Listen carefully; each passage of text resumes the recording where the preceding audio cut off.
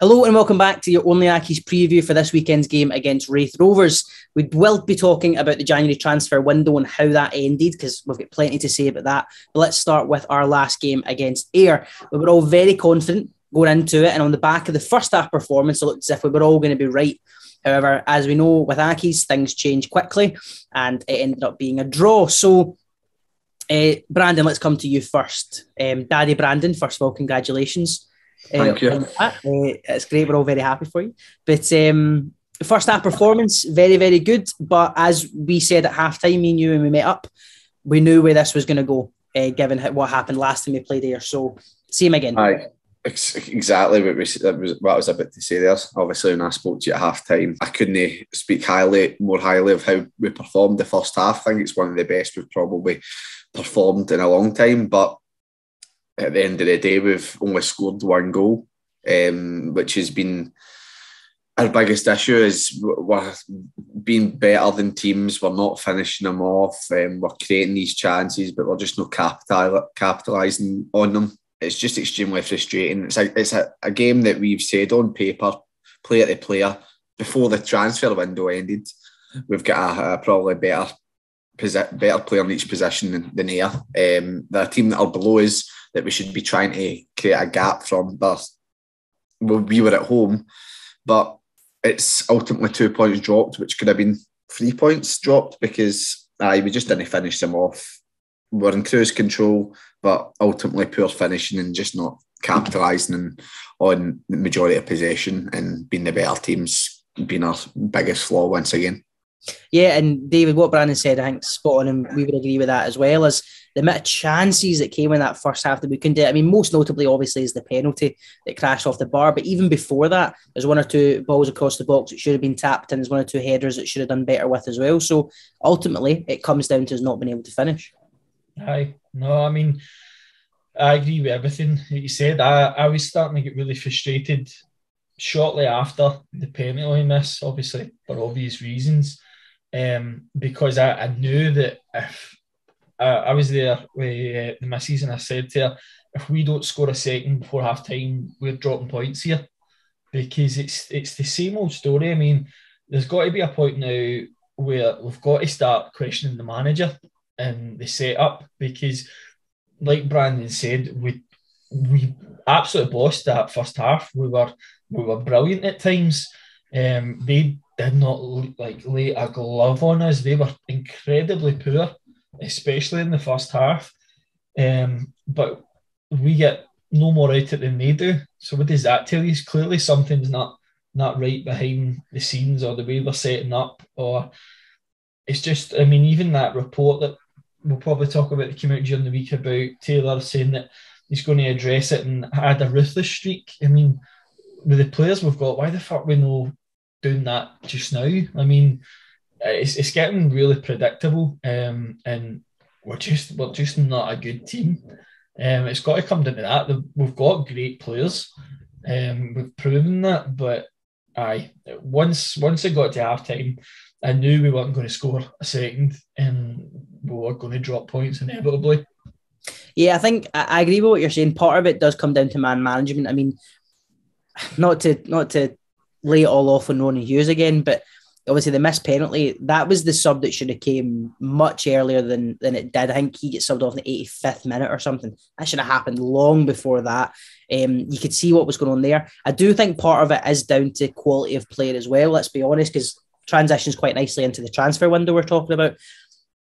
If we had a more clinical striker, and we've spoke about how much we love Andy Ryan and how much we love David Moy on here, but if we had a clinical striker playing, that first half was dead and buried when we got to half time. So part of it is down to that, and obviously the quality in midfield. But to talk about the transfer window, we did our dedicated transfer podcast with players we wanted to see Aki sign.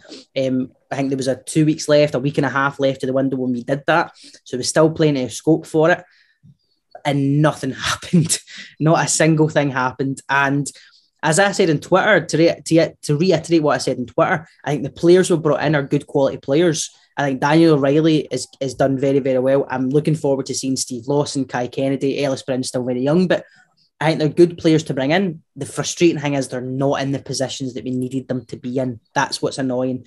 And as I said on Twitter, it's a disappointing end to a window that had such good potential. Because Brandon, what you said on Twitter, I think summed it up perfectly. When these players came in, I think it was when Steve Lawson was announced, she said, if the board go and get a midfield and a striker now, we have to tip our hats to them. They've done what they said they did. But ultimately, we fell short once again in the window, and it's deja vu, really, for a lot of us.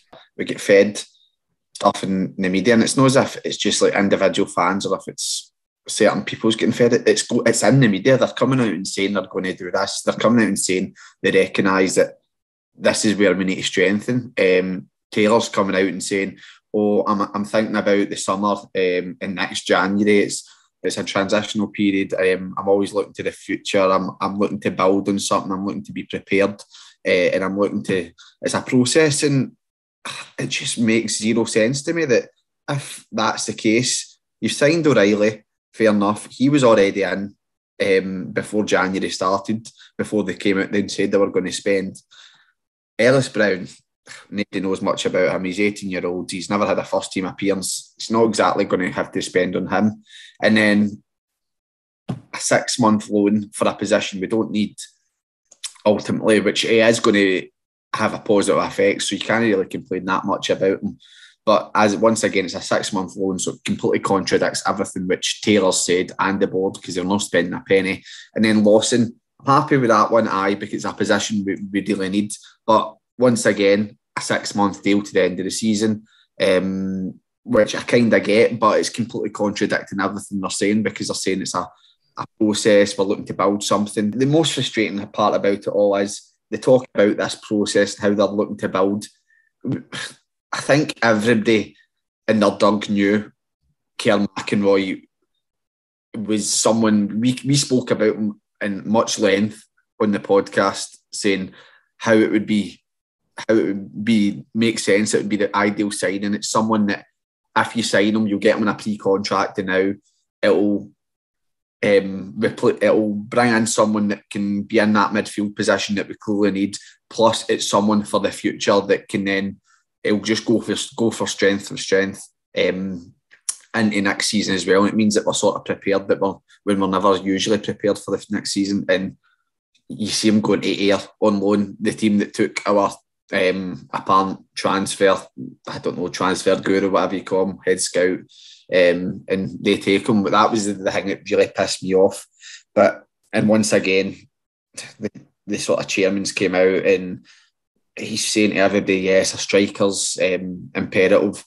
Don't worry, we'll definitely be getting a striker in. And once again, we don't. So it's, as you say, I ranted on a wee bit there, but it's deja vu. It seems the same thing over and over and over again, and it's just so frustrating, because they give you that little glimpse of hope, and you sort of do believe them, because they feed you this information, and it makes you sort of think, oh, maybe they are trying to build, maybe they are trying to think to the future, that maybe they are actually going to take action, and it doesn't happen again. So extremely frustrating, and I really hope it doesn't come back to bite us, because I think in the last January window, when we done our transfer podcast, we said the sort of same thing. I really hope it doesn't come back and bite in his arse, because we thought there was certain positions that could make a difference. We ultimately didn't really get them, and it came back to bite in his arse. We get relegated. It's not exactly out of the equation that that's going to happen again, because it seems to me what's happened is they thought, right, we've said we're going to spend, but in actual fact, we don't really need to spend, because this season's a write-off. We're probably safe, so we'll not spend. Then we'll go again and make the decisions in the summer and be ill prepared. When in actual fact, we're in a relegation battle. We're only a couple of points above the bottom, and sorry for getting all that out, but it's just frustrating. No, David, that's actually what I was going to ask you is, do you think this is the board looking at it and saying, well, we're not going to get relegated, we're not going to go up to the playoffs, we've got a good enough squad to maintain where we are, and then in the summer we'll reevaluate and look to get these players. And when in reality, that's not the case at all. As Brandon said, we're very much in this relegation scrap. I've thought about all this stuff far too much because I know, because you've been messaging me. Because I mean, one thing I think we all know with the board is when they've got something they feel it's something to brag about, they're not ones for holding their cards to their chest.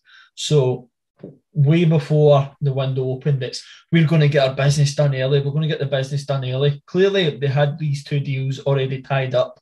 They were going to be announced on the 1st. One, like Brandon said, it's both for positions that we don't need. And I mean, like I say, O'Reilly looks a player. It's not something we really need. Like I say, Sean won his quality in that position. Brian Easton was doing well in that position. He has done well, but he could have easily not done well. And then you've got the young boy who, in my opinion, he looks like he's years off it. So there's a picture that I think went on the club social media at full time, and you see him next to some of these Ayr players, and he looks like a child. Like he's built like nothing, and it's just one of the ones. I hope I'm wrong, but it just looks like he's not really going to be what we need. And then they jump on the bandwagon. We're paying fees for players. Like you say, these fees will be minimal, if anything. You know what I mean? Don't boast about something that doesn't need to be boasted about. The end of the day is the way that this transfer window has went, we've not progressed at all. Kai Kennedy's came in, and I think we can all take away that from what we've heard, we're not paying any wages. This falls into the category is that they've always fed us with, if something presents itself, we'll go in. I think that's what this case is. But at the end of the day is we've got who's proven to be one of the better talents in the division. We don't need him at the moment. We're looking beneath us, no above. And the time that we've got him, he's not going to be here any longer than that. He's probably taking time away for your guys like McGowan, who, if anything, once like I say, I would like us to be a bit more safe in the table than we are, but use the rest of the season to get ready for next season. Like I say, those couple of games at the end of last year did Mally Redfern the world of good, and he was at a better level to come in. Maybe give that to guys like Chrissy McGinn or McGowan to play, but it feels like that's a kind of pointless transfer to kind of flex the muscles. But we've got Kai Kennedy. Probably nobody else actually wanted him at that point. Kelly were the only team in for him. They went and get someone else. I just don't feel we've made any progress going forward. And then you've got Lawson, where that's really a no-win situation. If you're taking him on a 6 months deal, it could take him the whole 6 months to get fit. If he does well, it'll be Bruce Anderson all over again. If he does well, someone above us will take him. You know what I mean? So I just feel like we've not addressed anything immediately, and we've not done anything to prepare for going forward either. So I feel like the whole window was a waste. And I actually do think that it comes down to the fact where, I can't remember, I don't know if it was one of you guys that said this or I've read it somewhere, but the impression you get is we're not wasting money on getting a striker in when this season's a write-off anyway. We'll look at it in the summer. And that's the impression you've got to get. I think they think that we're safe. And like I say, Saturday proving that if we don't manage ourselves better, we'll know. And all I'll say is they thought that the team that we had when we started the League Cup was good enough to win the league. We've heard that. I'm not saying who from or when, but we heard those words that they thought that team was good enough to win the league. So if they think that we're good enough to stay up with what we've got, I just hope we're no wrong on that one as well. They think we're safe, so they didn't want to spend money. But on the flip side to that, I think Taylor's came out and said it a lot, and that's the thing that pisses me off when he comes out and says, "Oh, we've went for X, Y, and Z. We've went for this amount of players, and we've not got them. They've decided to go elsewhere." Why would you admit that in a sense? It's not as if he said that, "Oh, we just missed out on this player." It was every single second day we were hearing, "Oh, we've missed out on this player. We've missed out on this player." Aye. Another. If a player's reading that, then and the fans are reading that, it's clear as day why the reasons are.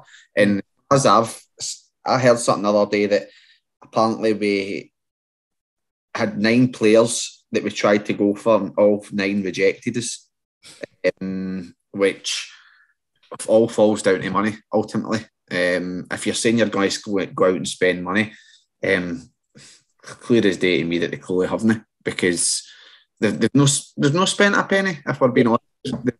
They've signed Ellis. They say Ellis spent a fee for Ellis Brown. Let's be honest, he's never had a first team appearance in his life. They paid a fee. They probably paid his journey up, and that was a fee. Paid for his house.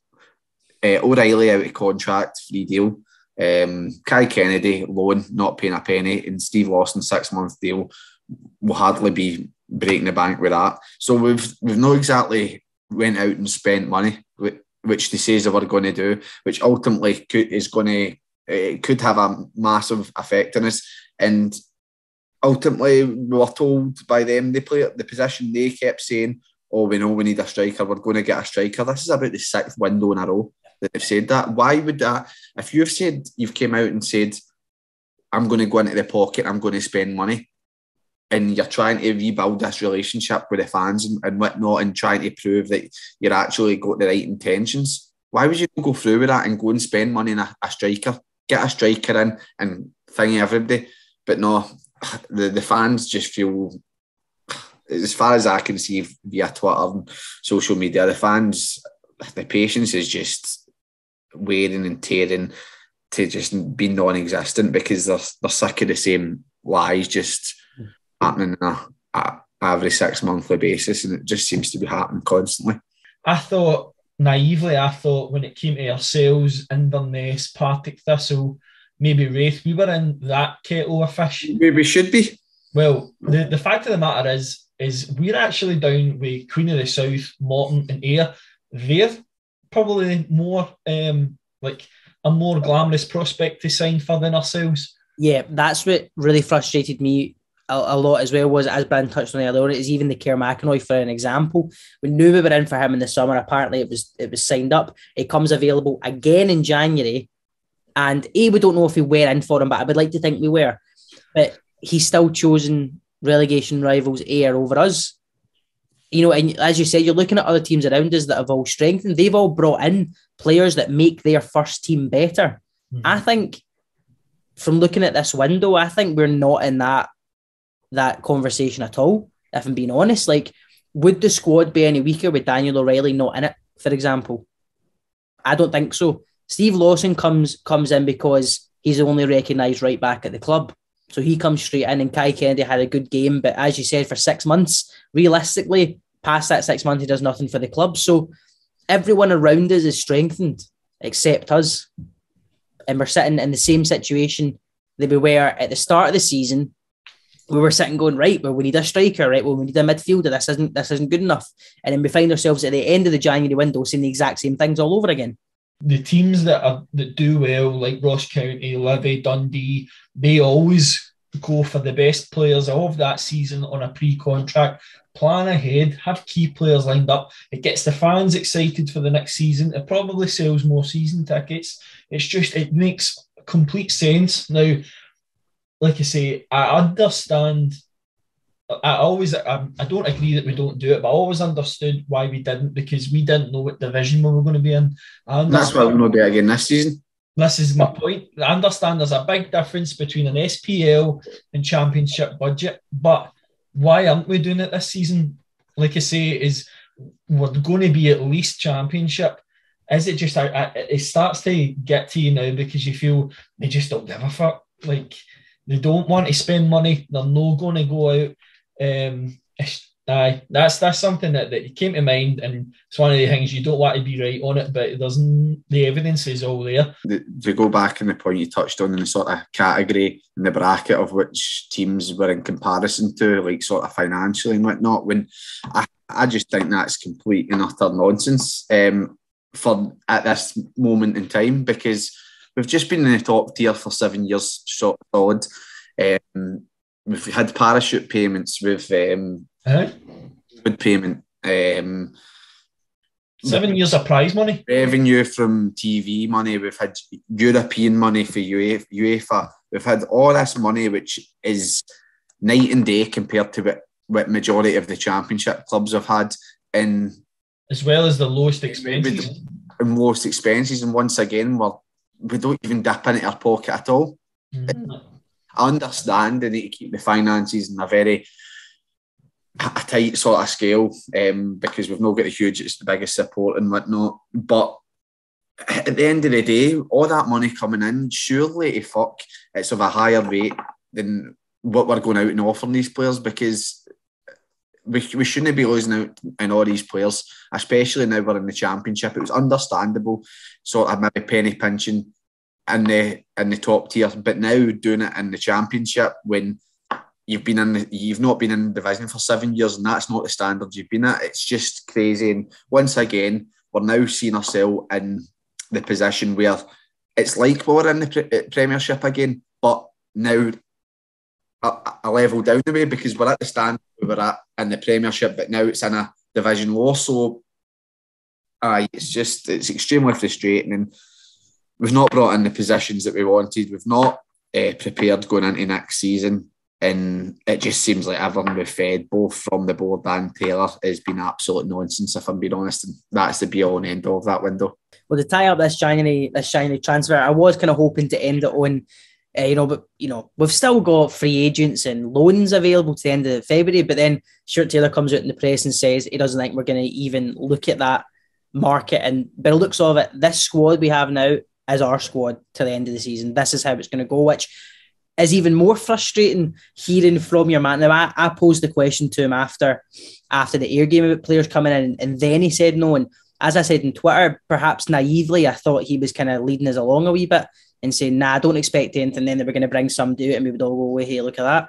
But it seems as if he was telling the truth. And I'm not so naive now. And when he says in the press, no, we're not really exploring the loan or free agent market, I'm going, well, that does me in for the rest of the season. I'm sitting going, there's no point in even looking at people that are agents or anything. Plenty of players available, plenty of players left our team there that would make our first 11 stronger and give us more depth and give us more of a fighting chance to make sure that we stay in this league. And him coming out and saying that again just completely contradicts his whole being prepared for the next season and trusting the process. It's just everything just seems a big contradictor. Aye. Let down again by another transfer window. Right, well, let's look ahead to the weekend's game against Raith Rovers. Raith Rovers, don't want to comment too much on it, but they're in a bit of a shambles right now as well. But doesn't mean they can't put performances in on the park. So again, it's by no way an easy game. Perhaps personally feeling less confident at this game than I was Ayr, but for obvious reasons. But I do think we'll see changes. I don't know how much of them will be forced changes or how much he'll actually want to change his system. As we spoke about last week, Brandon, I don't think he'll change his system. His system will stay the same. It's the players in that system that I think will change. I think you'll see Scott Martin come back into the team. I think you'll see Virtanen come back into the team as well. Good or bad, that's up for us to decide. But I think realistically going forward, the only change you'll make is Andy Ryan coming in for Lewis Smith. And I think we'll see that front line of Kennedy, Moyo and Ryan.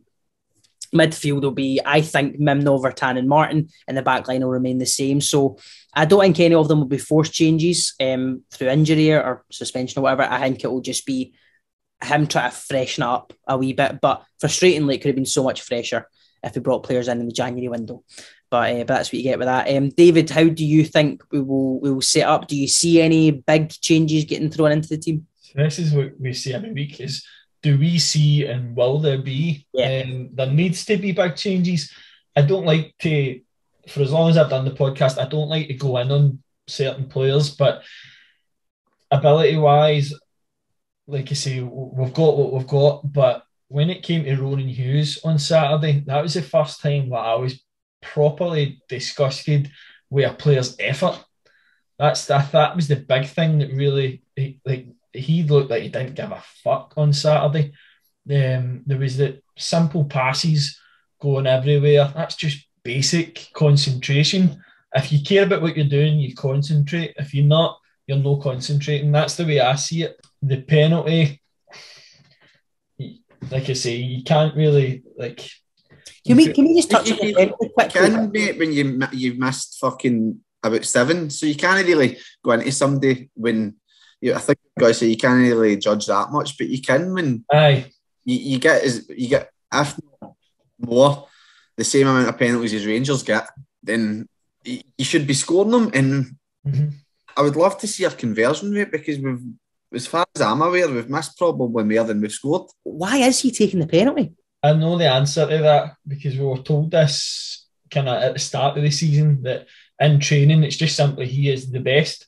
He's the best at training. I've shown it in the first team then, because in he can be the best player in the world in training. But to be fair, on a Saturday, then what's the point? In the League Cup, to be fair, he did convert a few at the start of the season. I think he scored 4 or 5. Maybe not as much as that, but he did score a few to him. To be fair to him, like I say, it's not even the penalty that I'm going in on. It's the attitude, and it was the other thing was it was when Regan Mimnock came off. And he's coming off and he's storming off the park, puts the jacket on and he's shaking his head. And it was part of me is thinking, is he pissed off that he got taken off? Because he wasn't good enough again. Are these players starting to feel, is this something that comes with our academy and the fact that we're a academy club, these players feel entitled to be playing these games? Because, like I say, he's been really disappointing lately as well, and I think a couple of these guys need a culture shock. I don't think they're putting in, like I say, we don't see them in training and we don't see them behind closed doors, but the effort and the desire just doesn't seem like it to me. I think if you gave these boys a choice, they wouldn't be playing for Hamilton Accies. But you've got to earn it, man. As we've always said with Hamilton Accies, is if you give 100%, fans will like you. That's how it works at Accies a lot of the time. I think we can all agree that Scott Martin isn't the most technically gifted footballer, but because he gives 100% every single game, he's loved by fans and we want him in the team. Exactly. Anna McGowan wasn't a fantastic right back and had his faults, but because he gave 100%, we loved him and we want him to stay. Alex Gogic is the same, not the most technically gifted footballer, but he gave 100% and we wanted him back in January and we were speaking there. And so I do agree. I think, especially under Alex Neil as well, where that was the minimum expected, was 100% effort. And I kind of feel that from the club, from top to bottom, that's gone and has been gone for a good few years, is that you need to give 100% at every single step of the way. And as David said, I don't see that from a fair few of the players in the team right now. I think it's a completely whole new podcast if I were to sort of divulge into That's true, yes. The whole, and something you've said there, David. Sensible head. See, I know,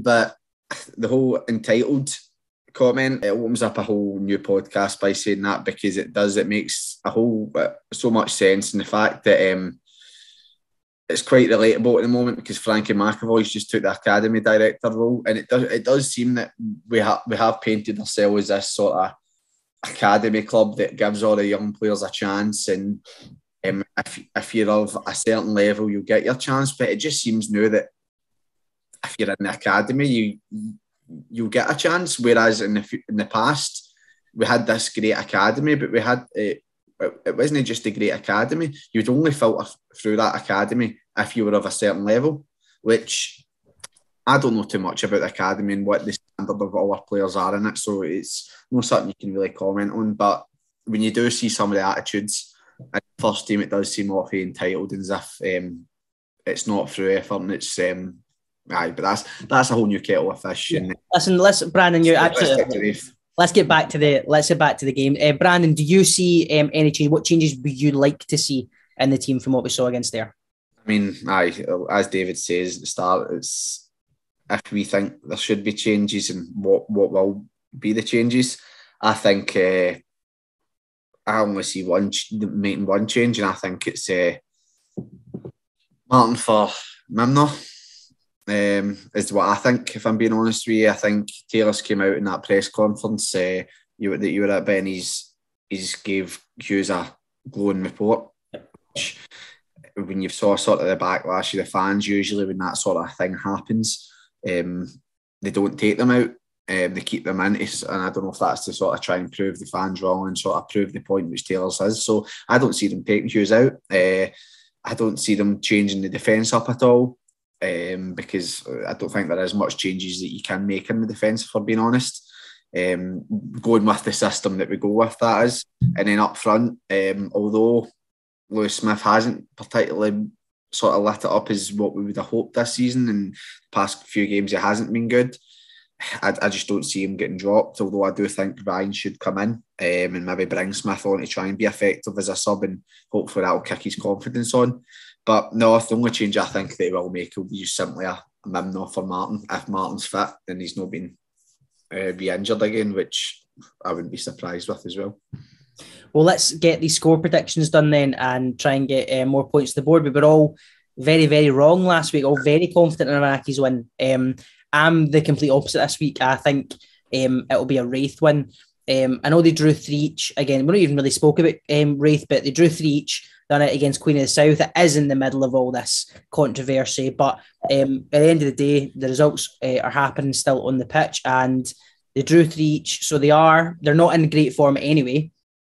So they are capable. We are capable, of beating them given the form that they're currently in, but I can just see this, unfortunately, going Raith's way again this season. So I'm going to say 2-0 Raith. I don't really think we'll get a sniff this game, unfortunately. I think they'll be desperate to put what's happened behind them and get the focus back on the pitch. So I can see Raith winning this one.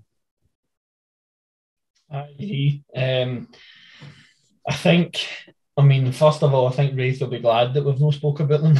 Probably. Yeah. They've been talked about enough. We don't need to talk about them anymore. I think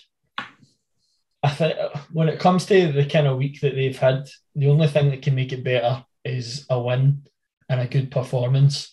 And it's one of those, I'm sure Brandon said this a few times, enter Hamilton Accies. Yeah. So I think I got a really bad feeling about this one. I hope to Christ I'm wrong, but I can see it being at 3 or 4-0. I've got a feeling we've got like I say, the effort thing was alarming for me on Saturday. We totally outplayed Ayr United, but on paper we were no better. We get the exact same for the game that they did, but that first half we should have been in at least 3-0 up. I can see a capitulation coming. I'm going to go with 4-0. Wow, from one extreme, from a 3-0 Accies win to a 4-0 Accies lost, the extremes. Brandon, what is your score predictions for the weekend? I mean, as you have sort of touched on, I think if you actually look at Raith's sort of results as of recent, I was just double checking it there because I thought it was. They've not won a league match in 8 games. Majority of their results have been draws. Step up Hamilton Accies, as we've said, it's been a very, very shitty week for Raith, well deservedly.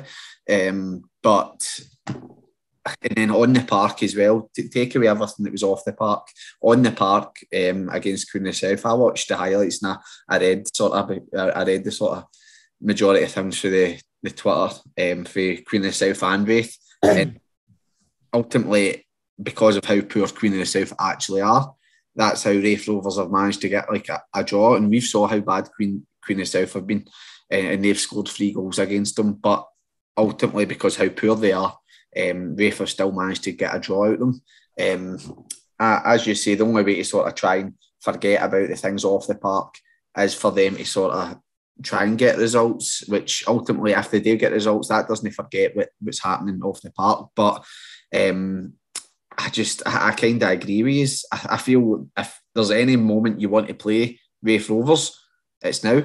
And we're off it inconsistent at the moment. So we could come out here and put in a performance and hopefully Raith aren't of a certain level. But I just see as we've been very sluggish recently. We've got our results here and there, but it's not really been pretty to watch.